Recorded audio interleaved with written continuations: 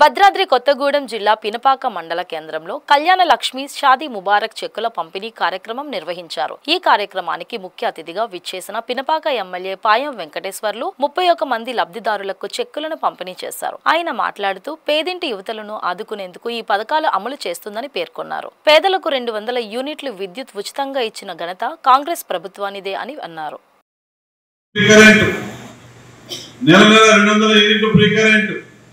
ప్రతి నెల మనం ఇంట్లో ఫ్యాన్ తిరిగినా లైట్ వెలిగినా 200 యూనిట్ల వరకు మనం కరెంటు వాడుకున్నా కూడా జీరో బిల్లు వస్తుందా? ఏమ్మా చేతులెత్తలు వచ్చేవాళ్ళు జీరో బిల్లు వచ్చేవాళ్ళు అందరికీ వస్తూ ఉంది. ఏదైనా పేరు తేడా ఉండి ఆధార్ కార్డు లింకు చేయక ఏదైనా చిన్న చిన్న పొరపాట్లు ఉంటే రాని వాళ్ళు ఉంటే అర్హత ఉంటే మన ఎంపీడీఓ గారిని గెలవండి.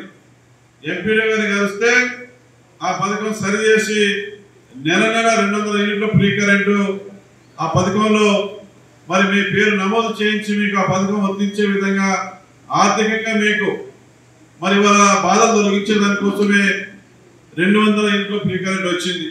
ఆ పథకం కూడా చాలా మంది పేదవాళ్ళకు వస్తూ ఉంది మన కాంగ్రెస్ పార్టీ ప్రభుత్వంలో. అదేవిధంగా 4వ పథకం 500కే గ్యాస్ బండ 500కే గ్యాస్ బండ ఖాళీ అయినప్పుడు మీరు కొత్త గ్యాస్ బండ తీసుకోగానే మీ అకౌంట్లో 500 పడుతూ ఉన్నాయి.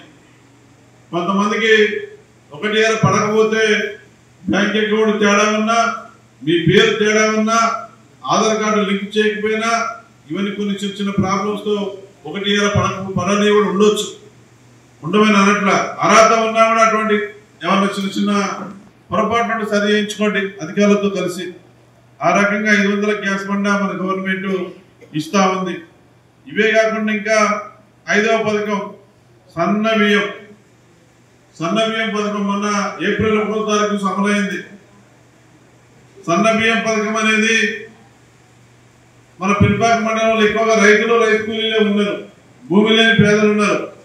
ఇవాళ రెక్కల మీద బతికే వాళ్ళు, కూలీ చేసుకునే వాళ్ళు, గడ్డిళ్లలో ఉండే వాళ్ళకి మరి వాళ్ళ సన్న బియ్యం కూడా మనం కడుపు నిండా పెట్టి వారందరూ ఆరోగ్యంగా ఉండే విధంగా సన్న బియ్యంతో కడుపు నిండా భోజనం చేసే విధంగా మరి వారు ఉండాలని చెప్పేసి మన ముఖ్యమంత్రి గారు ఏదైతే ఆలోచన చేశారో ఆలోచన మేరకు సన్న బియ్యం పథకం కూడా మన తెలంగాణ రాష్ట్రంలో అమలవుతా ఉంది.